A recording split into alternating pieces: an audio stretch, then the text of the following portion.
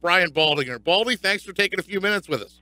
Yeah, hey, Pete. Josh, good to be with you guys today, man. How you doing? We're doing well, and I guess about 8:20 last night, I get this email on my phone that says that the Eagles had traded Jon Dorenbos to the Saints for a 7th-round pick in 2019, and I thought, whoa, that's a surprise on several levels. What was your reaction to the news that they traded their long snapper?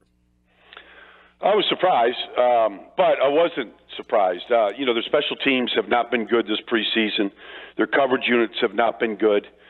I think they're trying to get younger and faster, more athletic across the board, including long snapper. And as good and as consistent as Jon has been, and he's been outstanding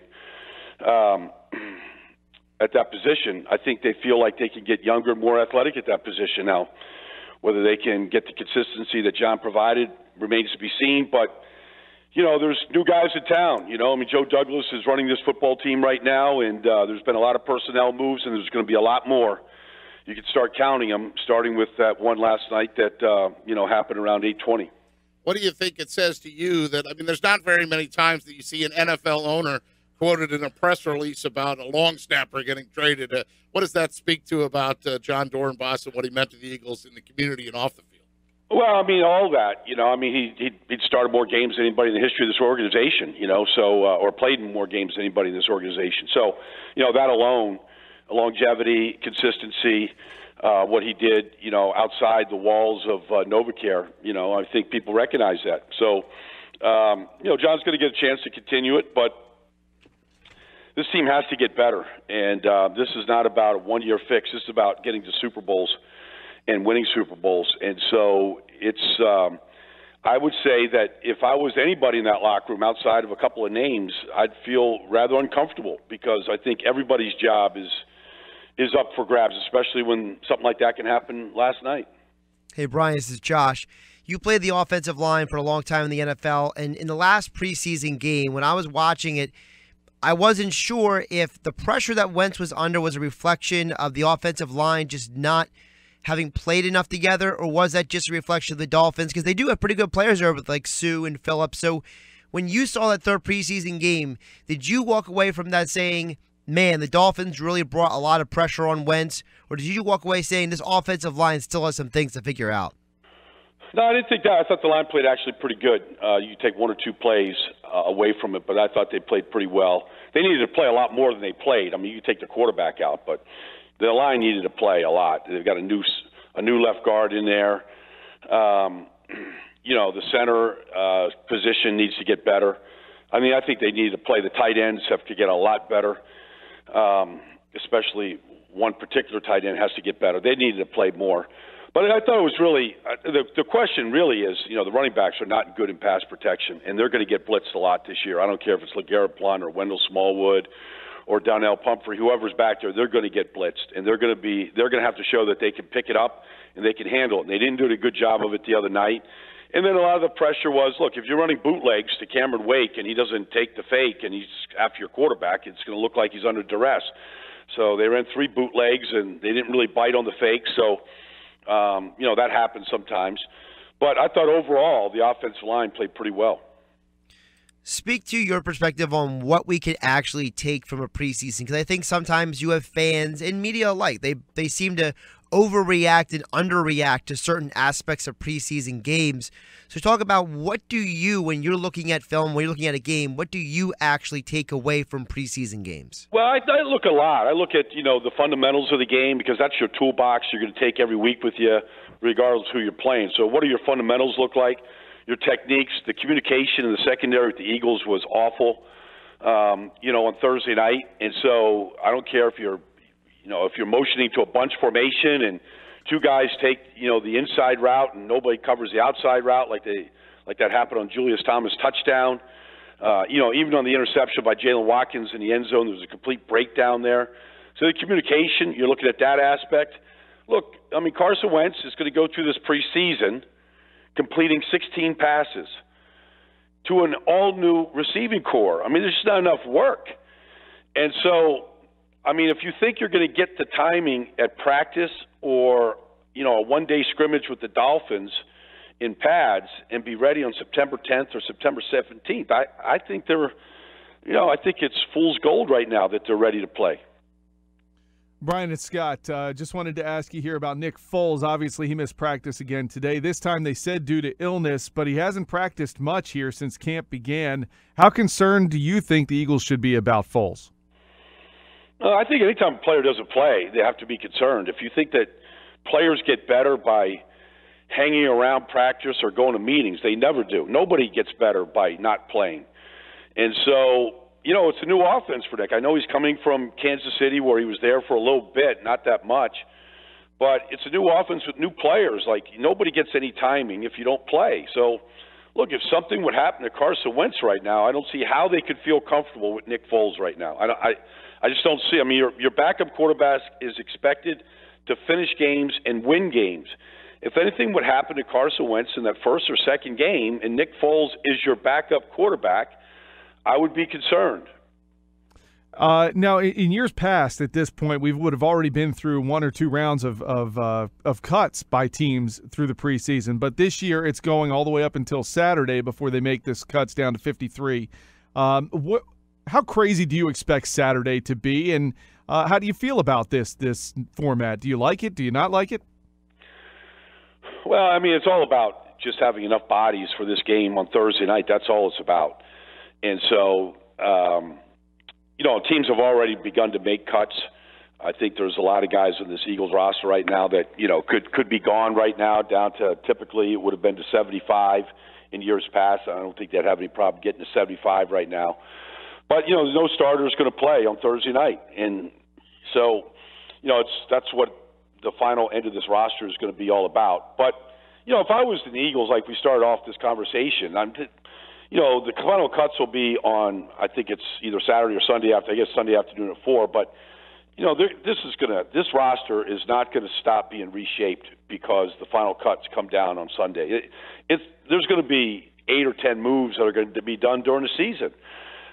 You can see that, if Joe Hayden is on the trading block in Cleveland right now, then they're having a discussion about Joe Hayden. Now, it's a big contract, and I don't think they're going to sign Joe Hayden, but they're going to have a contract about Joe Hayden, or they're going to have a conversation about Joe Hayden like every day that somebody's available. And so there's going to be just a flood of players. Well over 1,500 players are going to hit the market, on Sunday. And so, the Eagles are going to comb through other people's trash or other people's releases to see if there's somebody that can upgrade a position of theirs right now.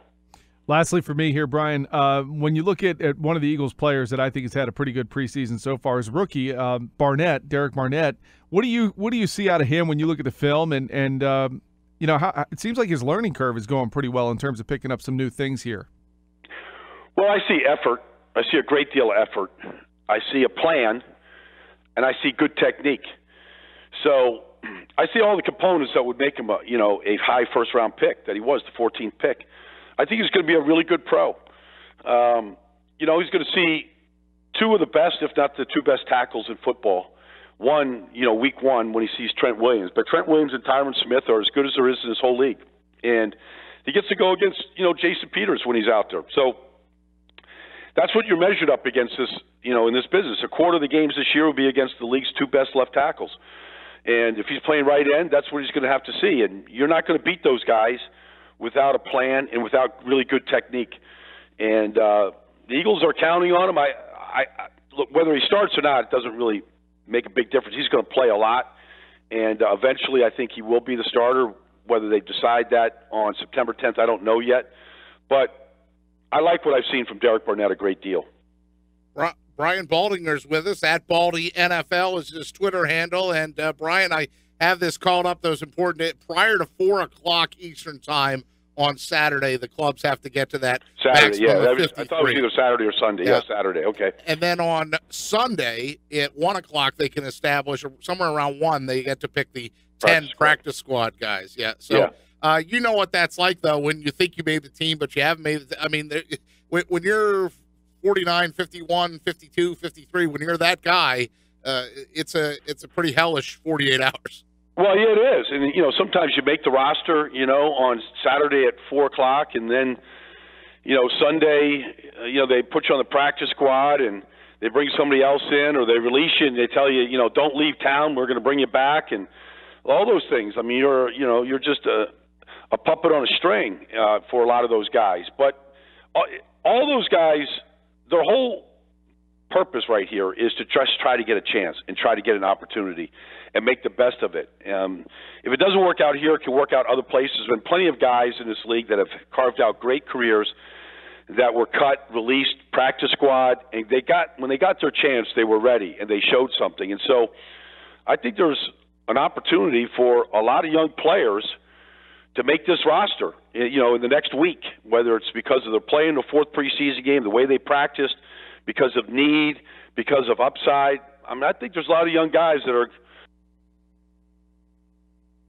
Brian Baldinger was here on the Sports Bash, was with us for a second there. Might have lost the connection. Brian, if you're still there, we'll effort to get him back on in a second here, as he was going real strong for a second and dropped right out. Yeah, talking about Saturday when they get down to 53, and then by Sunday, the 10 practice squad players. Baldy back with us. So, Baldy, I guess I'll ask you this, since we're talking about guys that are going to make the team, and you were saying young guys are going to make this team. How do you see the running back situation play out? Because so much attention has been paid to Corey Clement and Wendell Smallwood. Yeah, it's interesting. Corey's had a very good preseason. Running backs that don't start have to be good special team players. Now, they tried Corey at kickoff returner the other night to see if he would be good at that. I don't think he has enough speed to be a good kickoff returner. He didn't look really explosive at it. He didn't really look good at it. So can he cover kicks? Like Mac Howell's going to be a great special team player for this football team, and they have to get better. They've had a poor special teams preseason thus far. So typically, in a one-back offense that the Eagles are, you're going to dress 3 running backs. You're not going to dress 4. So I don't know what's going to happen. I mean, I think Wendell Smallwood is going to make this football team. Can both Donnel Pumphrey, who hasn't shown much and has not been a good punt returner, not a reliable punt returner to this point, or Corey Clement be your 4th running back? And even if you are, how many weeks are you going to dress? It's going to be a big decision. I kind of think that Corey Clement's going to make it. I think it's LeGarrette Blount, it's Sproles, and it's Smallwood right now. Even though Smallwood has been banged up a great deal, I think they still like him. I think it comes down to Pumphrey and Clement. Both might make it. One might be on practice squad and can be called up at any time. Hey, Brian, speaking of Pumphrey, there's been some conversation about the fact that, he was a little smaller than some people expected when he came in the training camp. We've seen Darren Sproles. He's a short guy, but he's thick, whereas Pumphrey is more of a thin kind of dude. Do you think there's a scenario where they did last year with Alex McAllister? They kind of put him on the IR for a year to let him, get some size on him. Could they maybe do the same with Pumphrey? Let me tell you what Donnel Pumphrey is. He's Allen Iverson in the football uniform. That's what he is. So Allen Iverson is still the same weight as when he was drafted in whenever that was, 1996. He's not going to gain any weight. He's the same size he was when he went to San Diego State.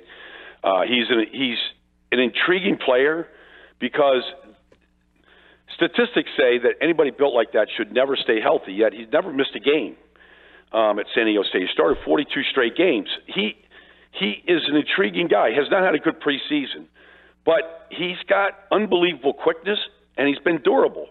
He just hadn't shown much so far. Now, he's not going to gain weight. He's not going to get any bigger. That's just the way he's built. But he's Texas shoe leather tough. I just don't know that his game from college is going to translate right now to the NFL.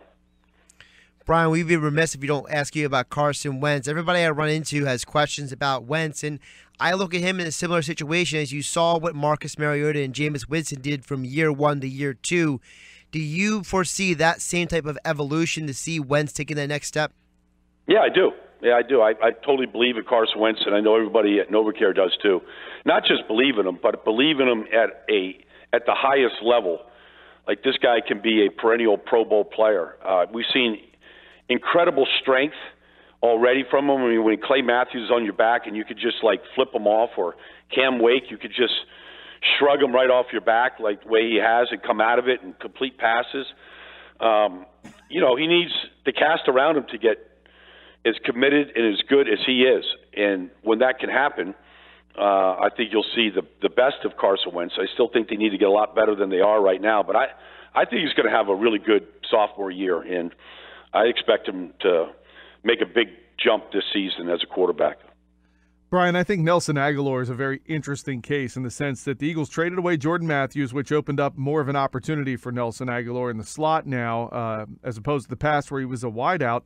But you look at his track record here in the NFL, and it's been dropsies, a lot of drops, and it seems at times mental issues with getting over that. Now, the Eagles seem to be confident in him this year to try to get over that and to be a much more producer in terms of catching the ball this year. What's your thought on Nelson Aguilar, and where do you buy in on him? Well, I'm not totally bought in on Nelson Aguilar. Obviously, he was not good the first 2 years at all. I'm all about giving guys opportunities. In the slot, typically, slot guys are one of two things. Either they're extremely quick, like a Cole Beasley or Julian Edelman, Jamison Crowder. They have incredible quickness. Or they're incredibly strong, the way Anquan Bolden was. And Nelson Aguilar is neither of those things. Like, I've seen him in the slot, and if you're in the slot, you're going to get bumped, you're going to get checked, you're going to get hit on any kind of a crossing route. I mean, you're going to get strong safeties covering, you get linebackers that are not going to let you cross their face. And I haven't seen Nelson Aguilar have the ability to either elude it or the quickness to circumvent it. So I'm not sold or convinced at all that Nelson Aguilar can be a great slot player. He may be suitable because they don't really have a guy like that right now. But Matt Collins looks like he's a whole lot stronger to me, and he looks just as fast. So I got to see how it plays out right now. But it doesn't look like it's a great position right now for the Eagles. Since we're on receiver, Baldy, I guess who do you think makes the team, and who do you think because Shelton Gibson's a name that people think is on the edge, or Bryce Tregg's a name that people may think is on the edge? How do you think the receiver position shapes out of who makes it and who doesn't? I think Shelton Gibson might go to the practice squad. I'd keep him around. He hasn't shown much so far. Bryce Treggs was the best receiver on the field against Green Bay. It's unfortunate that he was fined for the hit, but right now Matt Collins is going to make this football team, and Aguilar and those four. The fifth, Bryce Treggs, I think, could be a good special teams player. Marcus Johnson. Marcus Johnson is a guy on the outside looking in right now. I think they're intrigued. They tried him as a returner. It didn't look great, but he does have good size. So, I mean, if it was me personally, Treggs looks like a guy that I would keep. I would keep over the other. I would keep him over Shelton Gibson or Marcus Johnson right now. I'll steer back into your wheelhouse, Baldy, because Josh asked you about the offensive line earlier, but I want to ask about some of the guys that they got rid of, and then some of the guys that are supposedly the depth guys, and that's like the Chance Warmacks of the world or the Wisniewskis, who I never have been able to figure out. They re-signed the guy, but it doesn't seem like they've ever been in love with the guy. I mean, it's very hard-pressed to find anybody to say something nice about him. He just goes out there and does his job. Did they lose too much on the offensive line, or was that just them having a wealth of players and being able to try and pick up stuff coming back? Well, I mean, Matt Tobin's played a lot of football in this league. They got a 7th-round pick for him. Alan Barber's played a lot of good football for this team. Those are two pretty valuable guys, I thought. But I have no problem, looking at Big V. I think he's, a real good prospect, and I think he's got a big upside. I think he's very smart and he's very tough. He can play both guard and tackle. So I like the fact that they kept him. Wisniewski has had a great preseason. He's played very, very well. He's a very consistent player. He's going to be their swing center and guard. I would like to have seen him compete for the starting center position, but they didn't really allow him to. We would have seen him compete for it if they let him play with the number one group, but they didn't do that. I think Isaac Seumalo is a really good prospect. He's got incredible size and strength, but he just hasn't played a lot of football. And so they're kind of giving him the position. And Chance Warmack has been very good in the preseason. So I think they've got 7 quality players right now.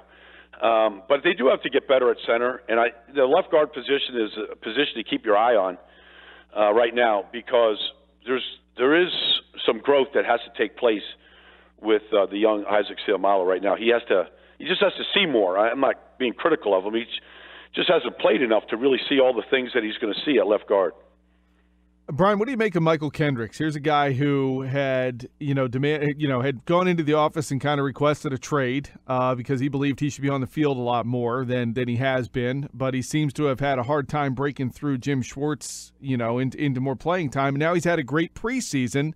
So where do you see him falling in all this? Has he worked his way into the mix a little bit more because of his play, or has he worked himself as to be a maybe even a better trade candidate? Or what do you see out of Michael Kendricks?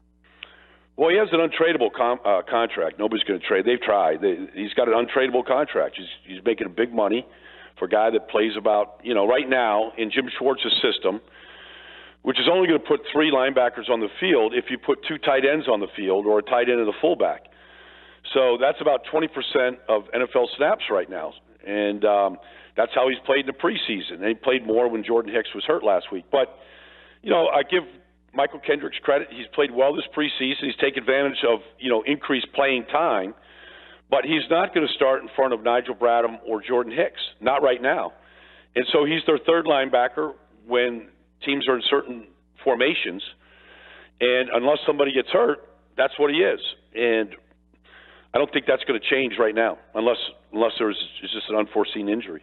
Brian Baldinger with us. So, Baldy, you are visible. Where are you now? Where are all your media access? Where can people find you now? On NFL Network.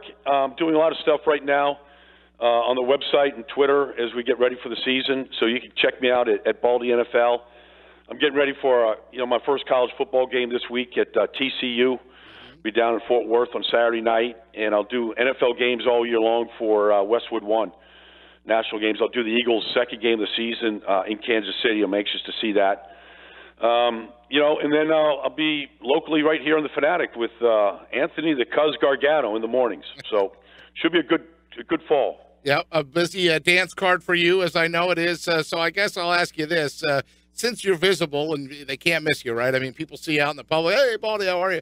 What do you always tell people? Because my go-to line for years with the Eagles have been 10-6 or 9-7, 10-6 or 9-7. I just repeat that ad nauseum during those Andy Reid years when they were always pretty good. Last year, of course, they go 7-9. What have you been telling the people that rush up to you for your analysis of how the team's going to be? Well, I'm kind of in that territory. I think they could be pretty good. They're very thin at certain positions. I'm worried about their overall team speed. I'm concerned about certain positions, but I think if they stay reasonably healthy and they play and they're coached really well, I think they can win 9 or 10 games. And when they get to Christmas night against the Raiders, I mean, I hope they're fighting like crazy for a playoff spot against probably what's going to be a real good football team with the Raiders. So if we could get to end of December and then be in the playoff hunt in their second year here under Doug Peterson, I think that would be, that'd be a real step up right now. He's Brian Baldinger, NFL Network. You can find him on Twitter at Baldy NFL, and he spent a few minutes with us here on the Sports Bash at 97.3 ESPN. Baldy, thanks so much for joining us. We really appreciate it. We'll try to catch up with you down the road. Oh, by the way, before we let you go, I should point out to you, because this is my go-to thing, they're closing that Sports Harbor out there in Santa Monica, that dive place I keep telling you to go to. Yes, I guess they paved paradise to put up a parking lot or something like that. Shucks. So it's right close. I'm telling you, I know it's right close to where the NFL. Where your yeah, NFL no, network I mean, it's 10 minutes away from our network headquarters there on Washington Boulevard. Have you been in yet? After? Yeah. Oh, okay. No, I know it well. Oh, I didn't know you went in there. I've been for every time I see you, I thought because my buddy John started that Eagles chant out there and sort of took it from being an Oakland Raiders bar when he got out there in the early 90s to turning it into an Eagles bar. So, well, one less Eagles bar in the world is a bad thing. All right, so we got to make one happen someplace else to kind of counter it. That's all. Sounds like a different conversation that you and I will have off the air. That's Brian Baldinger, NFL Network. Thanks, buddy. We really appreciate it. We'll catch up with you down the road. You got it, Pete. Take care, man.